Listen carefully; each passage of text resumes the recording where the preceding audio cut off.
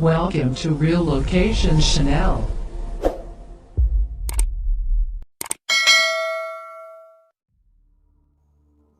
Ole, tuntuma kan video thlir ho tur chu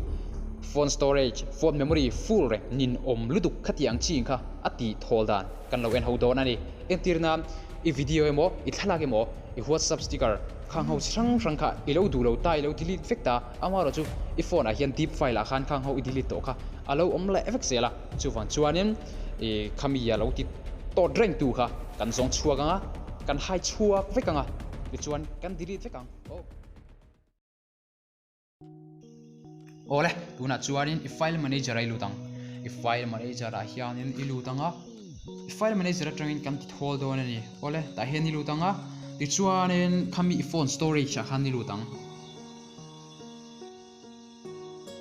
Ti chuanin I ngak ha. Ti chuanin I scroll down ang WhatsApp ti khai zong ang WhatsApp ti khai zong ti chuan I lutang. WhatsApp ai lutanga ti chuanen ole he thil database hi file ngal tuk tak mai ani ya thil ruak mai lo khon khom tu ani ya mb tam takku di hon a check call ta hengoi thil tang kai lo takani kan delete kang ti chuanen kan delete nu kan back lenga vi khat kan back ang ole media hian kan lu lengo media hian kan lu tanga Ti chuanen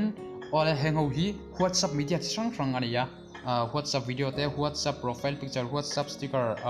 WhatsApp video sang ani ti chuan WhatsApp video kan lutang WhatsApp video hi kan lut phodang ti chuanen ole hengo hi video inei thar ho kha ani ta ti chuanen achunga mi hi deep file ni ti hi ilo shedon ni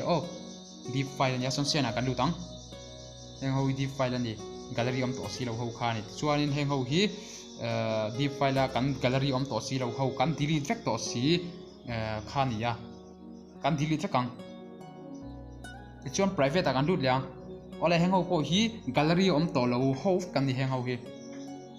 kan delete nuwa kan pek lenga ve khat hengo hi kan gallery om to ho lo ho khan dia hengo hi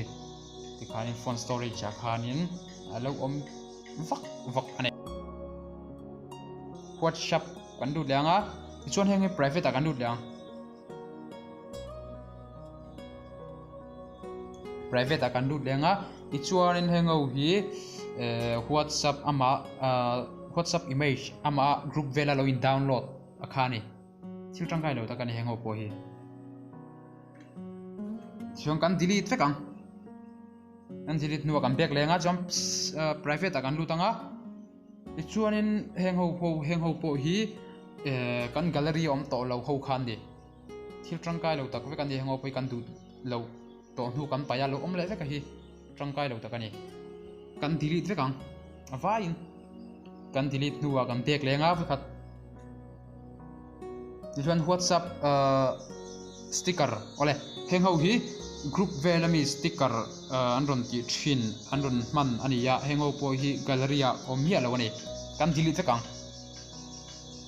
mb tam tak akeng thina then hi chuanin 1 kb sang khat hi 1 mb ani ya ti kha kan threng don ya ti chuanin